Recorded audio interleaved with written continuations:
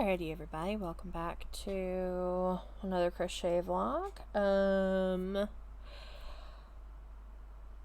I think we're going to be working on a little jellyfish and little jellyfish amigurumi and crochet squares if I get those done in this time. I have no idea.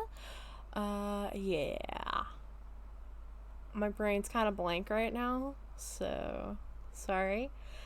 I am using a new mic. I tested it a little bit. It's a blue snowball that somebody gave to me a while ago, and it's been sitting in the top of my closet because honestly haven't really needed to use it. But you know what?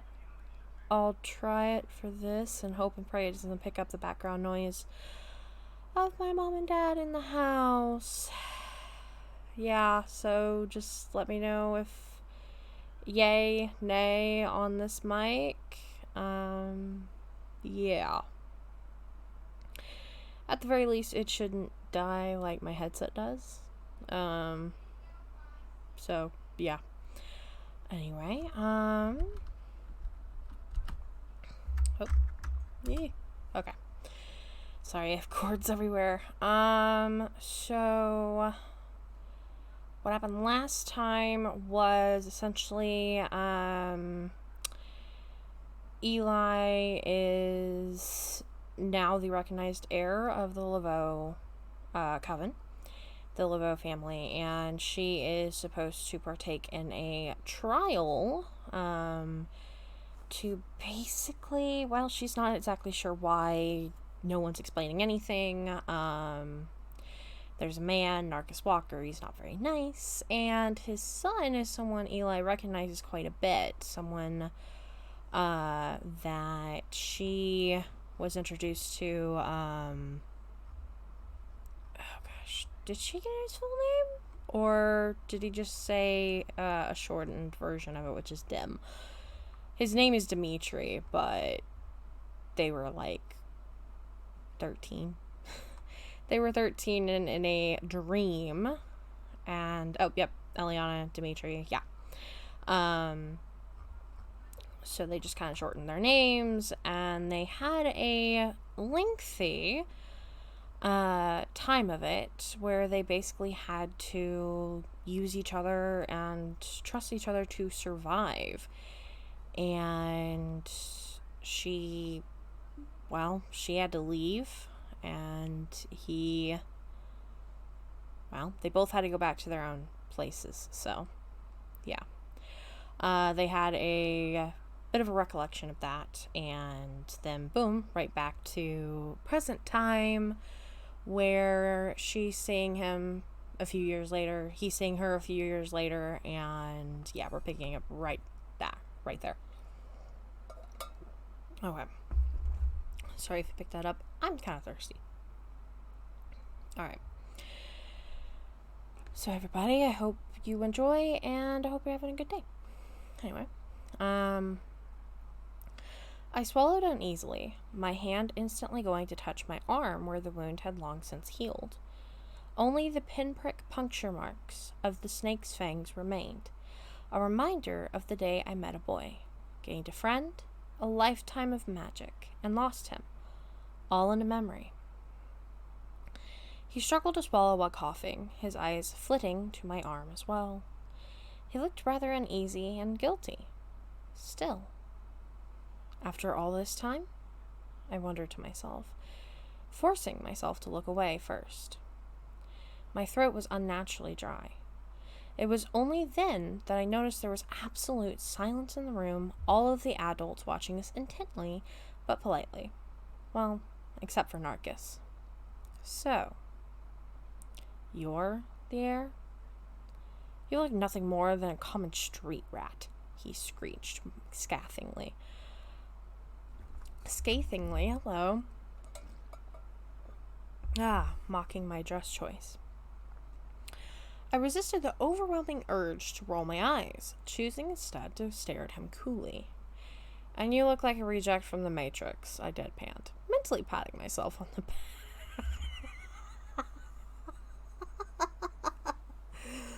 Sorry.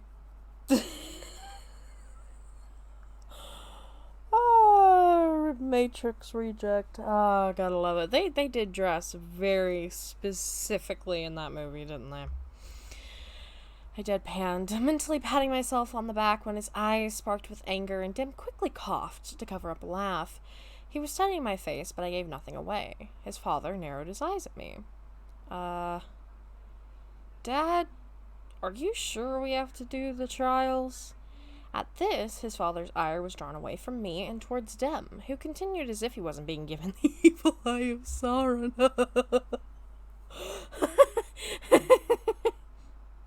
I mean, she doesn't look ready at all. I thought you said...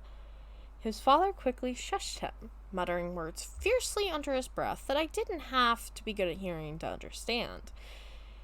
This trial would be anything but fair. I quietly sighed, fingering the charm bracelet once more before, at some sort of secret signal, Narcus and the rest of the people in the room left, leaving just Dim and I to the awkward silence that plagued us. Both of us waited for the other to say something. He awkwardly held his potato chips, eyeing them like he didn't want them anymore. He had grown, looking over 6 feet tall. His inky black hair had fallen into his eyes, and it still curled attractively just like a surfer. His eyes were still the same stormy gray, hello British English, and his skin was, if it was even possible, even paler. He looked like a breath of fresh air, someone from my past that wasn't connected to any of my family drama, who really didn't know me. It made me feel strangely relieved, I guess. Not that I would ever admit it. I wondered what he was thinking about. Was he still mad that I had left like that? I didn't realize he had been moving closer until he was practically touching me, and I had to crane my head to look up at him. His eyes were strangely animated, flickering with emotions I couldn't place. His breath was still minty, and I inhaled the sweet scent before I realized what I was doing and blushed just slightly. What was I doing? I shouted at myself. He reached down, his eyes never leaving mine, and took my left arm, his icy cold skin feeling good against my feverish wrist. For some reason, he was taking his sweet time with lifting my loose arm and pushing my jacket sleeve back to bare the puncture wound. It made me nervous but strangely excited. I jumped slightly as he traced the faint lines of the old wound before his 2 fingers rested on the puncture wounds. I remembered how upset my father had been when I had gone home that night with blood all over my clothes and the amulet of Medusa. I had gotten a huge lecture, and he had roped Eileen and my grandpa into it, both of whom had been super proud of me and laughed with me at my father's overprotectiveness. I was jerked back to reality when I heard footsteps. Dim cursed expletives, dropping my arm as if it had burned him, leaping back. I smoothly hid my hurt feelings in the sarcastic remark I wanted to say, instead looking into the fire as I yanked down my sleeve, effectively hiding that part of my colorful past. The footsteps thudded heavily and stopped. Narcus poked his head in, eyeing the 2 of us like we were pawns in his twisted game. Come on, son, let's go. You have to get ready. Dim nodded and made moving towards his father, who turned his malicious eyes towards me, twinkling devilishly. And you stay here. You'll be squashed like a bug, just like the Laveau you are. He all but hissed in my direction. This time I really did roll my eyes. Narcus left, and Dim was once again by my side, this time pressing his potato chip bag into my empty hand. I raised an eyebrow at him. Pushy idiot. You need to eat more, was all he said before leaving to follow his father. I narrowed my eyes at his retreating leather-covered back and stuck my tongue out. I am not that skinny, folks. But I grumbled soundlessly to myself, thinking of Simon and Rosa saying the exact same thing, but grudgingly ate a chip, then another. I was kind of hungry. Yeah, and she didn't exactly get to have her pizza, which kind of sucks. I ate the leftover chips and threw the empty bag into the fire, watching it burn to molten ashes. I sighed, wondering how long I was supposed to wait. I didn't have to wonder long, as a terrified scream rang through the mansion, sending me to my feet and darting to peek through the archway. My fingers found the charm bracelet as I studied myself. Should I call out? That sounded like Madeline. I swallowed silently with that horrible realization and grabbed a torch from the wall, yanking it down with a clatter. Armed with the light of fire and my own abilities, I braved the dark of the hallway, making my way further into the abyss. My face was set in determination, and I was constantly on guard, light held out above and in front of me. I was continuously glancing around me, trying to figure out where the scuffling and moaning noises were coming from. The shadows seemed to move and laugh at my attempts to find the noises, and I swore I could see glowing eyes in the darkness, but never could find anything. After a few minutes of walking throughout what seemed to be a labyrinth of shadows and ghostly noises, I was starting to wonder if the screams were even real or if it was all in my head. In my head. I stopped short, my eyes narrowing at that thought. Dim said he was a walker. Someone who can access the world of dreams. Someone else's dream that I can manipulate. Alrighty, everybody. Sorry about that. I had to go do some stuff for a little bit. I'm back. Dim said he was a walker. Someone who can access the world of dreams. Someone else's dream that I can manipulate. So I'm asleep right now? I frowned, suddenly doubting the sanctuary of my own mind. I eyed the thick stone wall in front of me, then the torch in my hand. If he was reading my mind right now, could he figure out what I was going to do next? On a whim, I threw the torch to the left and ran straight at the wall, dodging to the right at the last second as it transformed into a ball pit. Hey, jerkface, get out of my head, I thought hard, running in through the dark corridors. I heard his chuckle echo through the blankness of my mind. Okay, then that was something at least. How to get him out of my head, though? I grinned as an idea formed in my mind. Suddenly I was on a battlefield with tons and tons of bodies on spikes and rock crevices everywhere. Thousands of zombies came roaring down the battlefield, all heading towards me. Grinning, I ran straight into them. It was truly a weird sight. A teenage girl with no weapons to speak of, dressed in muddy blue jeans and sneakers caked in mud, and soon enough blood and guts, with a black leather jacket, running headlong into a massive army of grotesque zombies, all hungry for flesh. What in the seven hells do you think you're doing? Dim's voice sounded oddly panicky, angry even. I chuckled as I leapt over a boulder, narrowly missing being impaled by a bloody pole. Poles. I skidded to a muddy halt, grabbing a pole that had a decapitated head right on top of its spike, the man's cloudy eyes staring at nothing. Ew. I heaved and tugged it out of the ground, then swung the pole around experimentally, smirking as I felt Dim's anxiety through whatever connection he had set in my mind. How was I going to get out of this? No idea, but maybe fighting through a zombie horde would be a start. The head went flying as the zombies reached me, and I began... I want to point out I was 17 years old, and I was not on drugs. Okay? Never been on them. What? And I began to play zombie hockey. What? I swung the thick stick around and around, whacking heads off left and right. I rammed one end of the pole into a line of zombies, then rammed it the other way. I charged forward, watching as the zombies fell, their heads severed from their necks. Bodies were littered around me, but the zombies kept charging. Are you insane? Dim's voice rang through my head. Maybe, but hey, what do you care? After all, you are my enemy in this. You're the entire reason I'm doing this. I felt obliged to point out to him. Whack. Grrr, moan, whack. The blood splattered across my jacket as I punched a zombie in its dislodged jaw, sending it tumbling away. So far, none had gotten close enough to take a bite out of me. I wondered how long that would last. I probably wouldn't win this battle, not by myself. Whatever. I didn't care. I wouldn't be a pawn in the Laveau's petty games. If Marie wanted me as her heir, then fine. I would be. For her. For Dad. But not for them. I felt Dim listening intently, and confusion colored our emotional tether. He didn't know about my situation anymore. Not that he ever had. Good. I kept fighting, refusing to run. I was getting tired.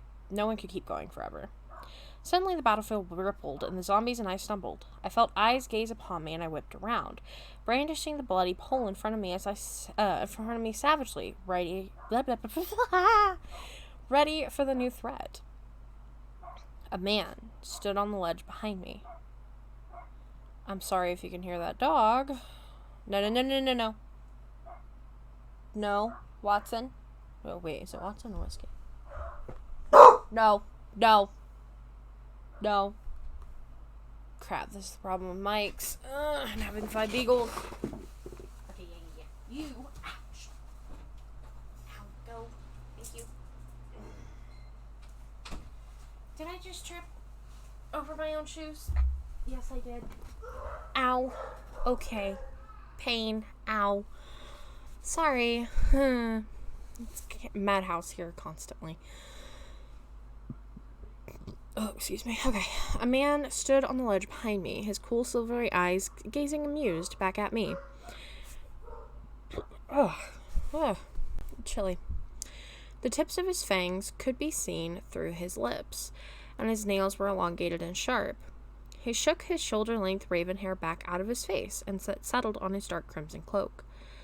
I straightened, bowing to him. In my mind, I blocked Dim out the best I could, who was very curious and trying to poke in my head to see who it was, which was sincerely pissing me off. Perhaps I could be of some assistance, Lith Dove. Dracula's lilting Romanian accent carried on the sudden wind, the storm clouds he brought with him. I grinned, nodding. You sure you can get your threads dirty, my lord? I teased, smacking some more zombies, before deciding perhaps I should start running. I started jogging towards the ledge, taking his offered hand. He pulled me gently up to his level. Both of us stared out at the battlefield. Still so many zombies left. I felt his darkening irises on me, studying me. I raised an eyebrow at him, not meeting his eyes. I may tease him, but in this memory, he was still so much more powerful than me. I had to be careful. Those walkers are like annoying gnats, always buzzing around, trying to manipulate and deteriorate what isn't theirs. I just love to swat them. Don't you agree? I narrowed my eyes thoughtfully, considering his hidden offer. But what would he want in return?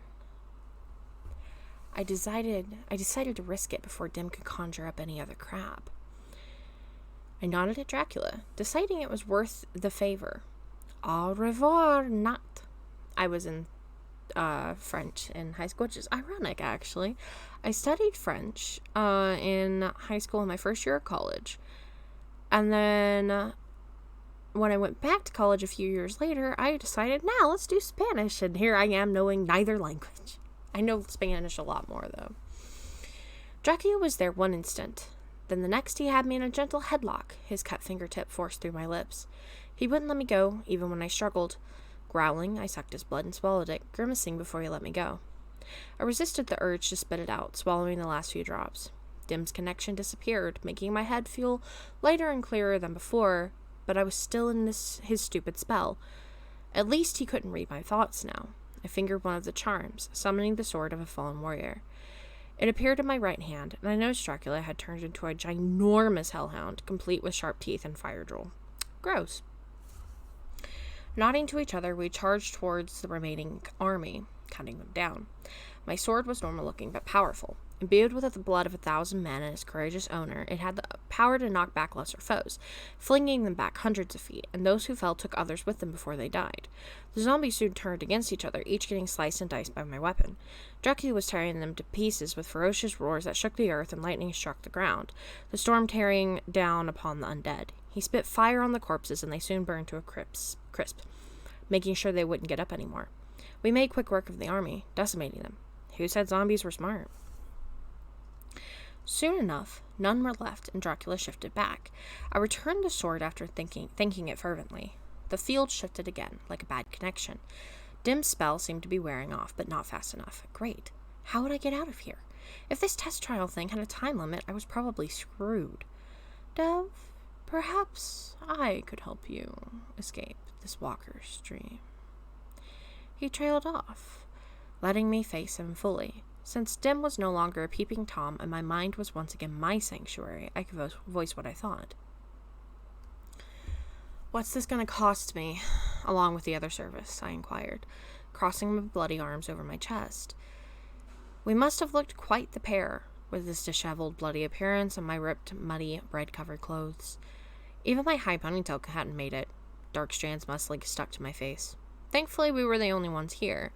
Otherwise, we would have some quick explaining to do. Oh, nothing for this one, little dove. I'll quite enjoy it, in fact. And that's when he punched me right in the jaw. I flew back, tumbling right over the tall ledge, and fell through space and time in my own mind. The battlefield in his humored face fell away, and I was once again staring into the fire. The punch had enough force to send my true self flying back into a bookshelf with enough force that I broke it with my back and it collapsed on top of me. Ouch, jerk. I thought hard, grumbling to myself as I started shoving the sharp-edged books off of my face and body. I stung all over and was bruised every which way. My clothes were the same as they had been on the battlefield, oddly enough, and I received some blows from the battle that needed tending, but that would wait till later. For now, it was time to hunt down and murder a certain walking jerkface. Holy crap, this is embarrassing to read ever so slightly. Oh no.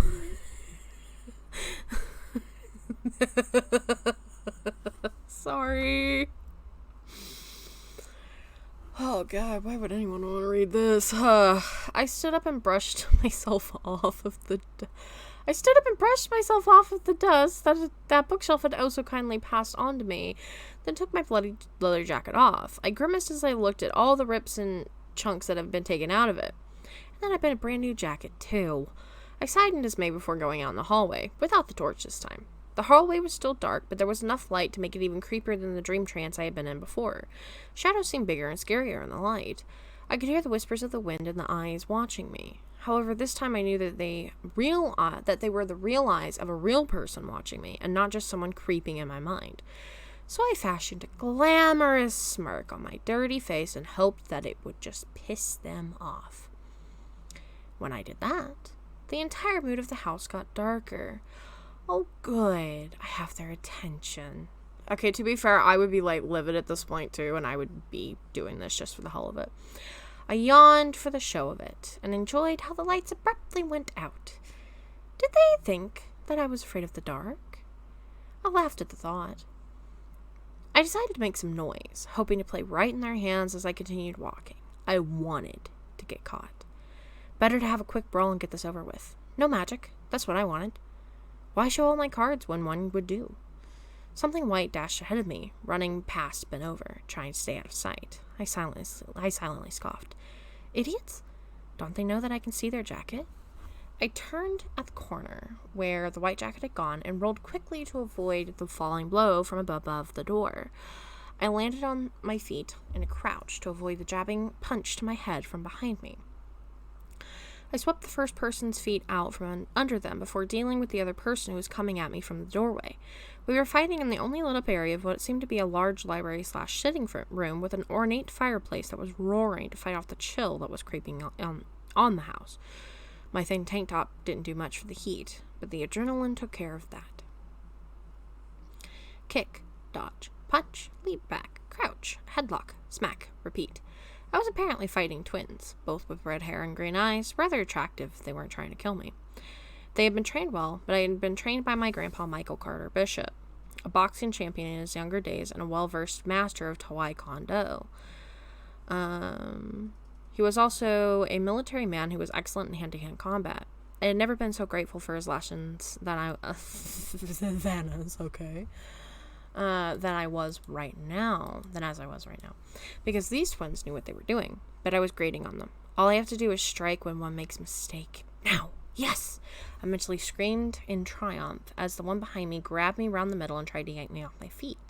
I pushed off with my feet, making him stumble and slam the heels of my sneakers right into the center of the other's chest, making him lose his breath. I did it with enough force driven through my entire body that he fell and hit his head on the marble fireplace, thankfully not landing in the fire. He was out cold. I reached up behind me and grabbed the other twin's neck awkwardly with my hands and began to squeeze. He immediately put me down to try and pry me off his neck. Bad move.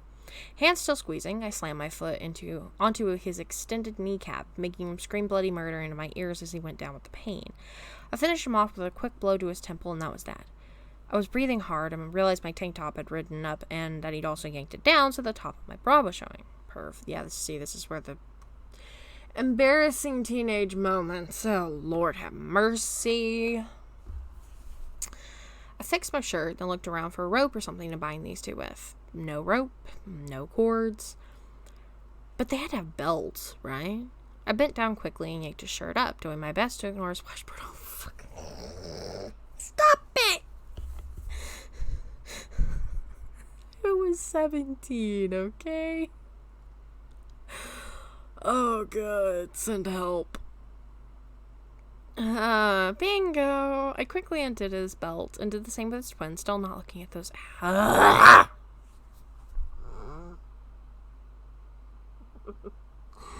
Sorry.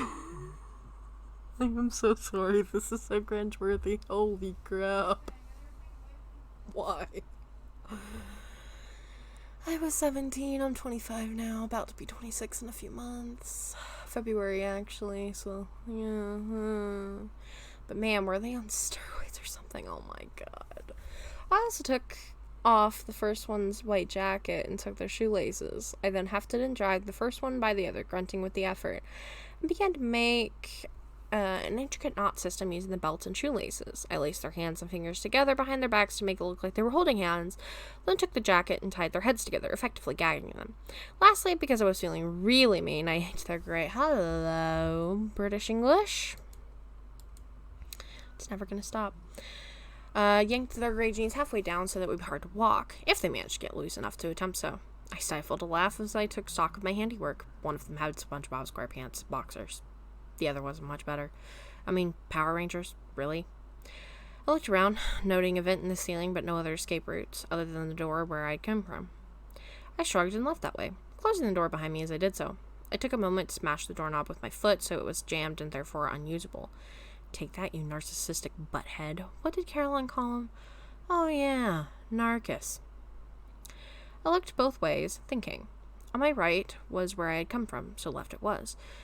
I turned left and continued in the darkness, keeping my eyes peeled. I was at a crossroads, where left or right was the choice again. I chose right and kept walking. I made a mental list in my head.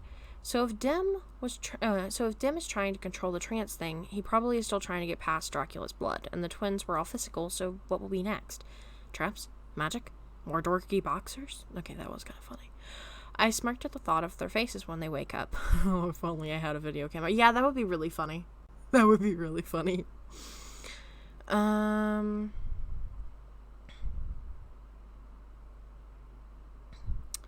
My thoughts broke away when I noticed a blue light eerily ahead of me. It was like a little spirit animal, patiently waiting for me. I cautiously approached it, wondering if it was going to go all Pokemon on me. It made a cueing noise that was pretty darn adorable, and it turned around to run ahead, checking every once in a while to see if I would follow it. It lit up the hallway in shadows, making every nook and cranny visible again. Whoever was guiding it wanted to make sure I knew there was no obvious trap. I sighed, shaking my head, but jogged ahead to catch up. After running through some doors and rooms, I finally made it to a door that was closed. The animal went through it and disappeared. I took a deep breath, centering myself and gathering my magic for anything, and opened the door. And that is where we're actually going to stop for today, because this is, another wonderful, lengthy sequence. I did say that this chapter was longer. Again, I'm sorry. I was 17 or 16. 16, 17, 18. I was 16 to 18 when I was writing this. I have no excuse other than I was just in that weird, like, ooh, pretty boys. Oh, I'm sorry. Oh, that's just bad. That is just so bad. Yeah, I don't feel like I'm great at writing fighting scenes or writing in general actually now. But yeah, Dracula, the memory, it's kind of interesting because the walker's magic of manipulating dreams and a traveler's magic of, going into memories and rifts and just time travel, essentially. You would think that those wouldn't exactly match up power-wise, but they really do. It's funny how they complement each other, specifically the dream and memory ratio, which is something I need to explore more in the rewrite and just do a lot of world building on. I haven't started any of that because I'm working on a Witch's Debt right now, but when I start, really, I want to get through all of this and then, like, again, give it another once over where I actually go through with, like, notes and be like, okay, this I need to work on, this, I need to explain this, what's up with this, da-da-da-da-da. Dracula is one of those where it seems like it's not planned. It's just the world building. Literally one scene came from this entire book, spawned from one scene in my head, and it was the song by Lorde, Everybody Wants to Rule the World. And it was just this powerful, poignant dance between a young heroine, a female hero, I should say. I don't know, every time I say heroine I feel like I'm saying it wrong, but I'm the heroine, I don't, I hope you know what I mean. Not the drugs, but, a young female protagonist and Dracula, and there's just this powerful, poignant dance of, it's a beautiful waltz, beautiful dance, and then the two just get lost in the music, but it's not a good sort of lost. It's a fight for power, really. And what? I'm looking for a dog. I don't have dogs. I have no dogs. I kicked them out. Sorry. But it's a very poignant scene of really one trying to best the other, but it's not about actual magical power or physical power. It's a subliminal messaging of domination, really.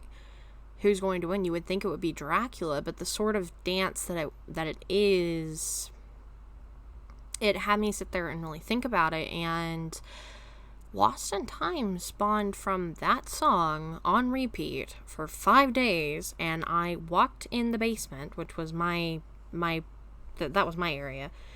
Had my bedroom and bathroom and, had a whole living area down there in Utah. And I just had that music going, had a Word document up, and literally for 5 days straight, I was just listening to that music, to that one song on repeat, and went to school, did all my stuff, did my job, would get home, and my evenings would be walking in a big circle in the basement, and I had a little bouncy ball, and that ball would go up and down, and that's always how I've written. It's just that sort of process. I have playlists of songs for every single book or writing project I'm doing. You know, and even here where I don't have a lot of room to walk, I've got I've got 3 paces, and I just do that over and over and over and over and over. And that's how I write. So literally everything came from that song. And I heard the song first from the trailer of the Dracula movie that came out a while ago, and I guess they're doing a second one now. I saw that the other day. I never saw it, but just the trailer and that song and the vibes is where that scene spawned from. And that scene is, in fact, in Lost in Time and just much further in. So I knew Dracula was going to be part of it. The question was how and why, and I kind of worry that my reasoning is not very good.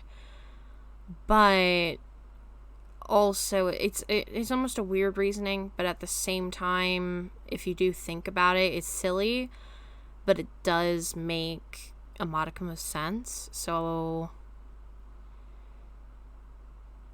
my point is the Dracula thing staying. It's just what's keeping him to it and everything else. And then the walkers, I do need to kind of think about them a little bit more. Again, I'm feeling the effects of, damn, Keelan, you were bad at world building. Something that Dungeons and Dragons has definitely forced me to get better at. But anyway, I am taking up entirely too much of y'all's time. I hope you guys enjoyed it. I also hope the mic quality is good. It seemed decent to me when I did the test recording. And honestly, it's actually kind of refreshing to just sit here and talk and not have a headset like warming my ears constantly. So I do hope that it kind of works. But you guys are going to be the judge of that for absolutely certain. But anyway, hope you guys enjoyed this. Really, I appreciate anyone who takes the time to listen to this. Specifically, definitely Lori, you make me smile every day. But anyway, yeah, I will see you guys in some other video possibly, or some other time. Alright, have a great week. Bye!